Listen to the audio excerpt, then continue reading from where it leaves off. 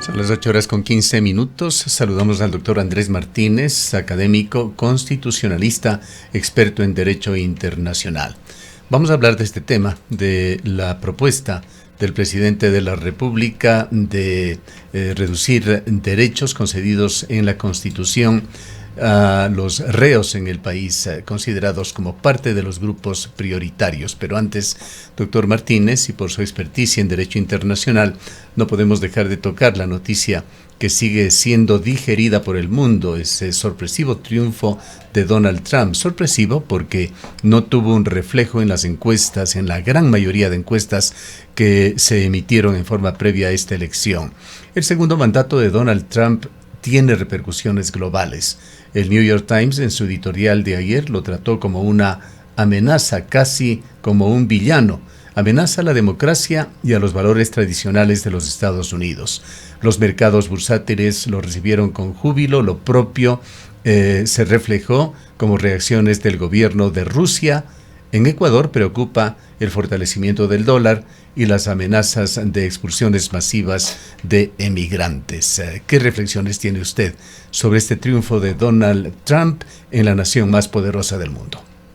Un cordial saludo, estimado Gustavo, igual a Rosana y a todos quienes nos siguen en este prestigioso medio. Yo creo que una de las reflexiones tiende a ser sobre todo cuál va a ser el poder que va a tener Trump en los próximos años, y hay que tener en cuenta algunas cuestiones. Dentro de un Estado de Derecho siempre planteamos que el famoso check and balance, los pesos y contrapesos deben estar presentes, tanto desde el Ejecutivo con el Legislativo y el Judicial.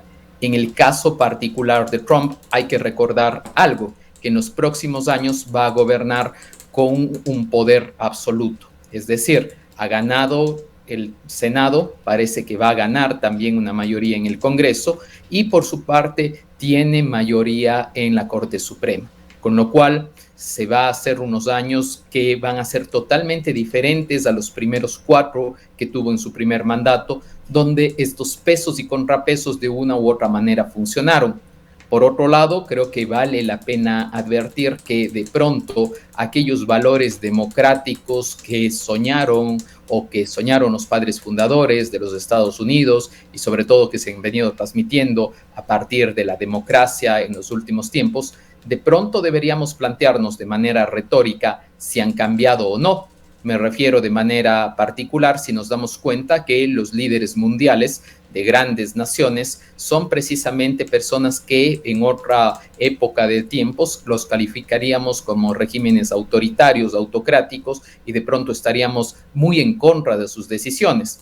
Va a tomar posesión una persona que es un convicto, a la fecha es también presidente en Argentina, una persona que se ha ido en un retroceso a derechos fundamentales, es presidente en Rusia, una persona que se ha quedado en sus mandatos más allá de lo que establecía la Constitución y promueve genocidios alrededor del mundo. Yo creo que vale la pena reflexionar qué se viene detrás de esto y al igual, sobre todo, y creo que va totalmente concatenado con el planteamiento inicial que hacía usted, estimado Gustavo, del caso del Ecuador y la posible reforma parcial que plantea el presidente, nos damos cuenta que hay algunos temas que con el propósito de generar un margen electoral propicio durante un proceso como el que nos vamos a vivir en los próximos meses, muchas cosas pueden, entre comillas, sonar bien, y pueden sonar bien, por ejemplo, disminuir derechos. De la misma manera que el señor Trump, dentro de su programa, por ejemplo, planteaba expulsiones masivas, dentro de su programa planteaba situaciones, por ejemplo, como cierres de fronteras, sobre todo desde una perspectiva comercial. De la misma manera, uno tenía que ver también lo que ocurre casa adentro, dentro de un país como el Ecuador, donde al final del día uno de los aspectos que preocupa es la seguridad, es precisamente la economía, y más o menos si usted suma los dos elementos y dice, yo voy a restar derechos a quienes, entre comillas, nos han estado atacando y vulnerando nuestra seguridad, y frente a ese escaso presupuesto que tenemos, ya no vamos a priorizar su atención, sino vamos a priorizar para otras cuestiones.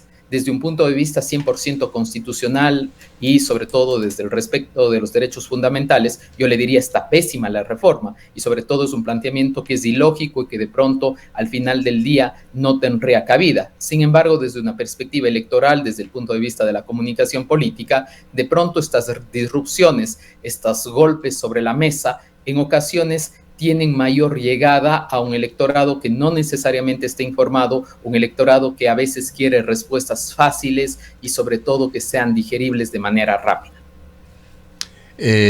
Vamos a profundizar sobre este segundo tema que usted lo ha tocado ya, pero quisiera también preguntarle, quedándonos un poquito todavía en este digerimiento de la situación en Norteamérica, sobre la diáspora ecuatoriana, que se la estima en ese país en algunos millones, 3 millones y medio son algunas de las estimaciones, gran parte, una mayoría probablemente en situación irregular, que generan unos 5.000 millones de dólares anuales en remesas, que es uno de los pilares que sostiene la precaria economía del país.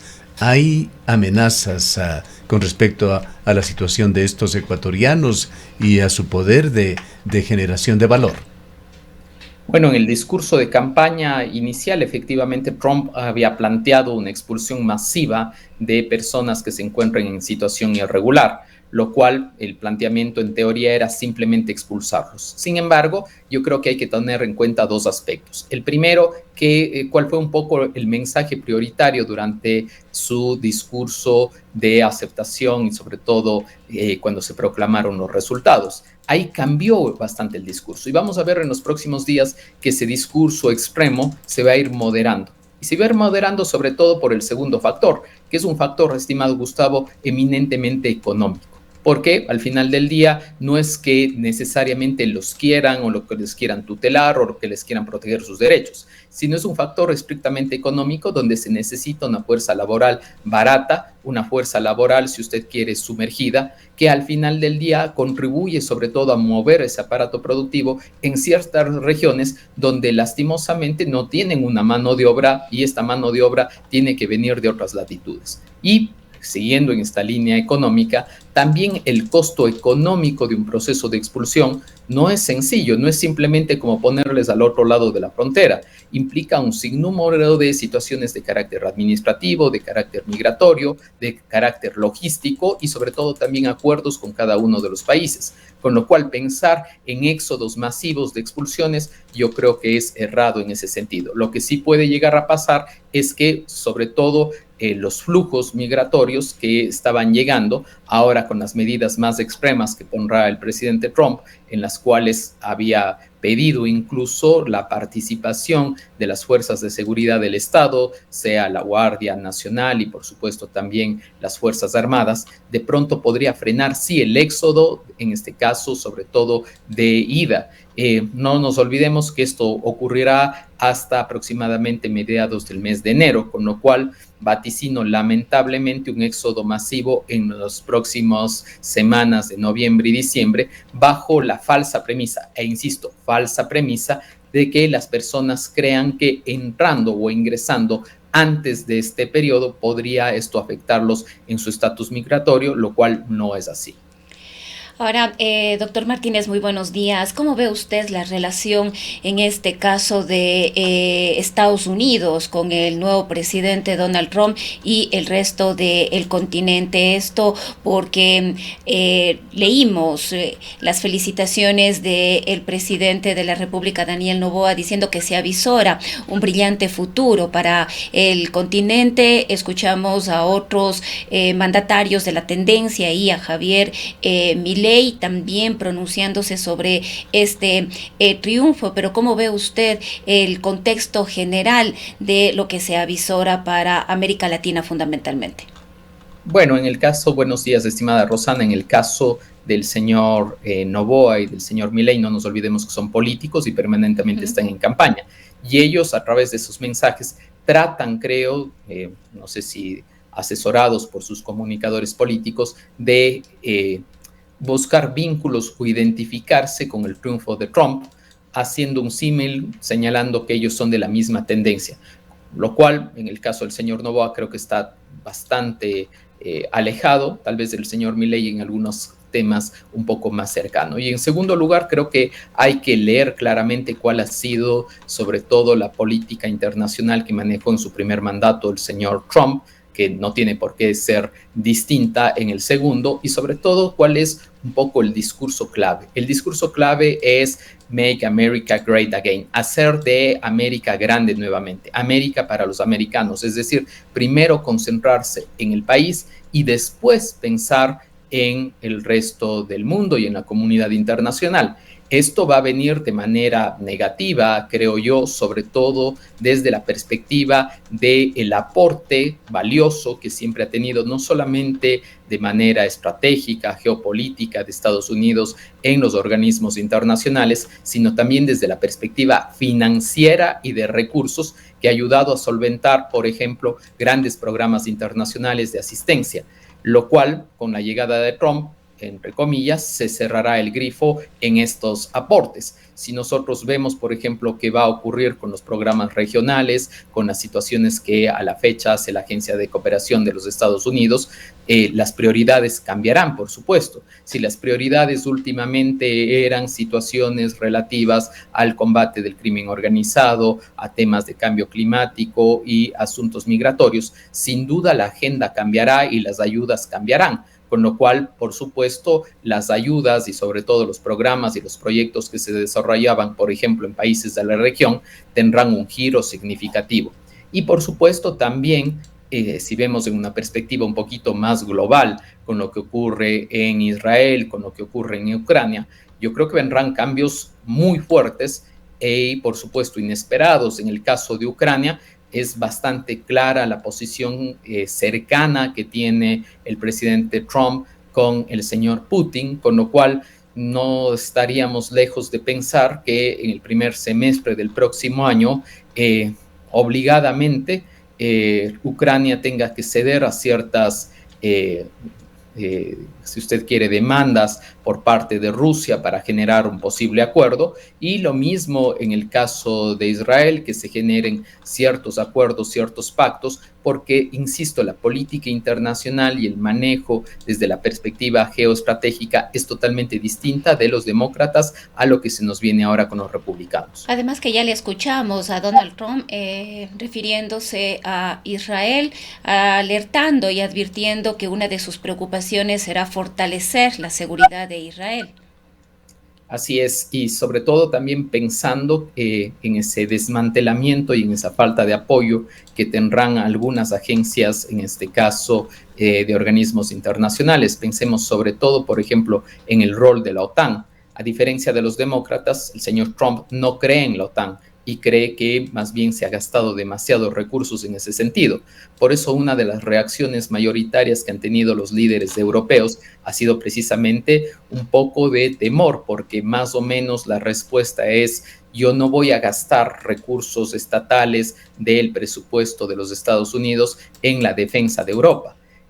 Si bien es cierto, es muy simple entenderlo así, porque al final del día es la seguridad internacional, pero ese es el mensaje que él quiere transmitir, y sobre todo la alerta llama mucho la atención a los líderes mundiales. Fortalecer los temas a nivel de Israel, por supuesto, le dará un espaldarazo a Netanyahu en el plano de las negociaciones y cambiará sobre todo las posiciones, los sitiales en la mesa de negociación. En la mesa de negociación, una cosa es cuando tienes o cuando no tienes respaldo, y cuando sabes si vas a estar armado y si vas a poder llegar o no hasta las últimas consecuencias. Con lo cual, el tablero geopolítico variará significativamente, y en él no creo, insisto, no creo que América Latina de manera específica juegue un sitial importante dentro de la política de los próximos 4 años.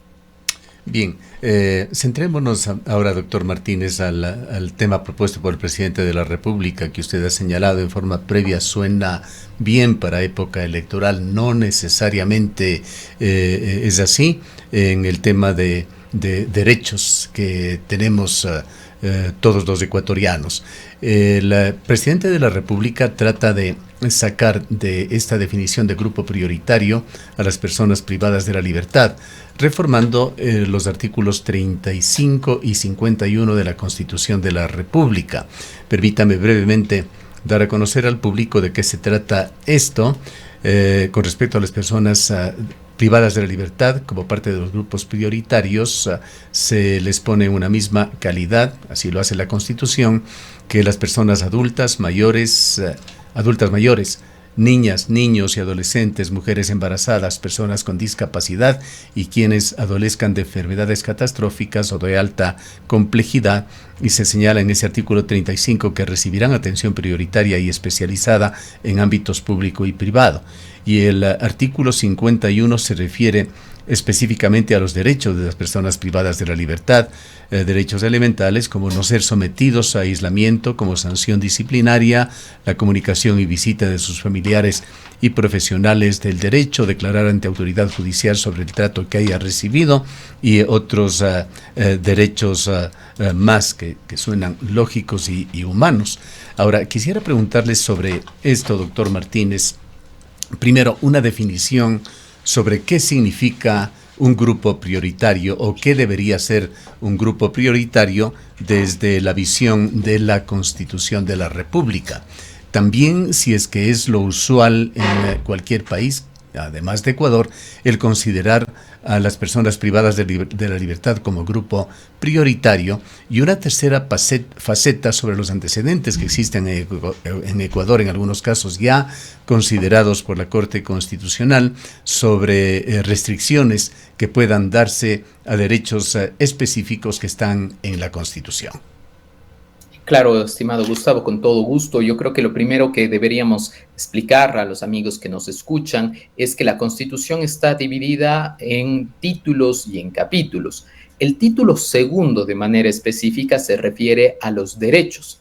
Y como usted había señalado anteriormente, uno de esos capítulos prioritarios y una de esas secciones prioritarias dentro del capítulo tercero es el de los derechos de las personas y grupos de atención prioritaria. Y una de sus subsecciones tiene que ver precisamente, en este caso, con las personas privadas de la libertad.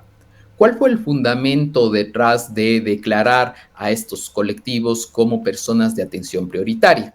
Se hizo una discusión por parte del constituyente respecto a cuál es el grado de vulnerabilidad que tienen este tipo de personas, jóvenes, personas adultas, mujeres embarazadas, etcétera, y también las personas privadas de la libertad, al ser tan vulnerables frente a una situación en la cual se podrían, en este caso, comprometer sus derechos y sobre todo darnos cuenta que, dada su condición, por eso démonos cuenta de algo, veamos a las personas con discapacidad. Las personas con discapacidad no es que sean menos que otras personas, lo que se trata de tutelar es que ellas, al tener en esta condición de manera específica, necesitan una tutela más alta por parte del Estado. Y al tener una tutela más alta por parte del Estado, se le concede otro tipo de derechos. Lo propio ocurre con los niños, lo propio ocurre con las mujeres embarazadas. En el caso de las personas privadas de la libertad, ¿cuál es el fundamento? De pronto la parte, si usted quiere, negativa, o si de pronto del discurso simple podría ser decir, al final del día son delincuentes. Sí, pueden ser delincuentes, pero recordemos que existe un principio que se llama el de presunción de inocencia. Muchas de las personas que están ahí son procesadas, simplemente están dentro de un proceso esperando una sentencia. Como privada de la libertad se nos puede cruzar enseguida imágenes como de delincuentes o dirigentes de grupos delincuenciales famosos hoy en Ecuador, pensemos en Fito, pero también personas privadas de la libertad pueden ser personas que sufrieron un accidente de tránsito por la razón que sea, o como se daba hasta hace poco tiempo, creo que eso fue una aberración que ya se la corrigió, abuelos que terminaban en problemas judiciales por no haber pagado los padres del niño pensiones, por ejemplo. Así es, pero sobre todo, más allá, incluso pensemos, incluso los delincuentes, incluido ellos. La idea es la siguiente, que el momento que esas personas cruzan, ¿sí? Cruzan la puerta, cruzan el umbral en este caso ingresando a los centros de privación de libertad, ese momento la vida de esas personas ya no está obviamente tutelada por ellos mismos, sino pasa a tutela del Estado. ¿Por qué? Porque el responsable de lo que ocurra dentro de las instalaciones carcelarias ya le corresponde al Estado. Y estas personas, por obvias razones, al estar detenidas, ¿qué se les está, en este caso, sobre todo suspendiendo? Se les suspende determinados derechos, entre ellos precisamente uno de los básicos, que es su libertad. En consecuencia, como están suspendidas sus libertades, el riesgo que ocurran, ¿sí?, la potencialidad de que ocurran ciertas violaciones a sus derechos se incrementa.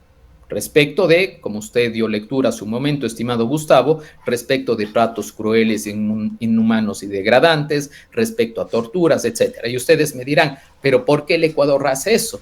Porque el Ecuador no es un país aislado, el Ecuador es un país que forma parte de la comunidad internacional. Y al formar parte de la comunidad internacional, ojo, no obligado, solo el Ecuador y no este gobierno, y no el anterior, y no el de hace 10 años, sino los gobiernos de manera histórica, forman parte de tratados internacionales en materia de derechos humanos, donde han reconocido cuáles son los umbrales de protección a determinados colectivos, entre ellos precisamente también a las personas privadas de la libertad. En ese sentido, y sobre todo para ser más ágil con la respuesta, ¿qué ocurre? Si ya les dije hace un momento que se encuentra dentro del título segundo de derechos y nos damos cuenta que no se podrán hacer reformas, ¿sí?, o enmiendas o reformas parciales cuando vayan, sí, y retrocedan el desarrollo progresivo de los derechos, la vía que a lo mejor, no lo voy a decir yo, lo dirá la Corte Constitucional, será que no necesariamente será a través de un proceso de reforma parcial, como intenta el presidente Noboa, sino será al final del día a través de un proceso constituyente. Sin embargo, aquí creo yo, desde una perspectiva política, aquí está la trampa. Y usted me dirá, ¿por qué está aquí la trampa? Porque lo que planteará Noboa, y que si usted hace un seguimiento, salvo las personas que obviamente están alrededor del derecho constitucional, de los derechos humanos, etcétera, que se han pronunciado en contra del pronunciamiento, pero hay mucho pronunciamiento ciudadano a favor de la medida, porque la medida, insisto, en teoría, desde una perspectiva política electoral, suena bien a los oídos de parte de la población. ¿Por qué? Porque significa, en este caso, disminuir, obviamente, parte del presupuesto general del Estado en atender a este colectivo que no necesariamente es bien visto por parte de la población, pero que al final del día, como explico, existe una tutela especial por parte del Estado. Pero digo, ¿por qué hay una trampa? Porque el presidente lo que va a hacer es, yo envío una medida popular para que sea la Corte la que dirima. Y la Corte, insisto, con los antecedentes que se ha dado y precedentes anteriores, va a decir, y siguiendo lo que establece tanto la Constitución cuanto la Ley Orgánica de Garantías Constitucionales y Control Constitucional, va a señalar que la vía no es la reforma parcial, sino que la vía va a ser un proceso constituyente. ¿Quién queda mal? No queda mal, ¿sí? No va a quedar mal el señor Noboa, va a quedar mal la Corte, porque el pronunciamiento de la Corte va a ser políticamente incorrecto. Y si usted le suma un elemento adicional, estimado Gustavo, ¿cuál es? Es precisamente que estamos en el timing, estamos en la línea de tiempo de la elección de 3 nuevos miembros de la Corte Constitucional.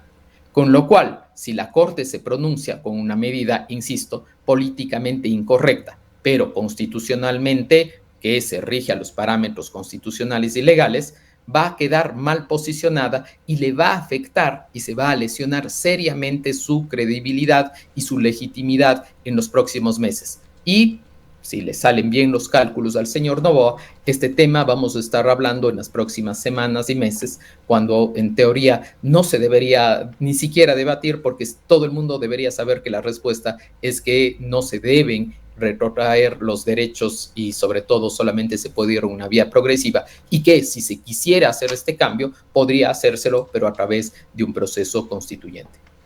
Ya, y no hay ninguna alternativa allí. Al hacer la figura una reforma parcial a la Constitución, la hoja de ruta inevitable es que vaya a consideración de la Corte Constitucional y como usted lo señala y lo razona, quedar allí. Es que lo que pasa es que cualquier proceso, sea de enmienda o de reforma, siempre tiene que cumplir el primer paso. El primer paso es que la Corte diga cuál es el mecanismo que se debe seguir. Entonces, ni siquiera le va a abrir la puerta para decir que el mecanismo es abrir las puertas para que debata la Asamblea. Y aquí, nuevamente, pongamos en una situación hipotética que digo no va a suceder, insisto, porque sería irse en contra de los derechos y obviamente la vía solamente podría ser a través de un proceso constituyente, pero una vía totalmente hipotética, ¿sí?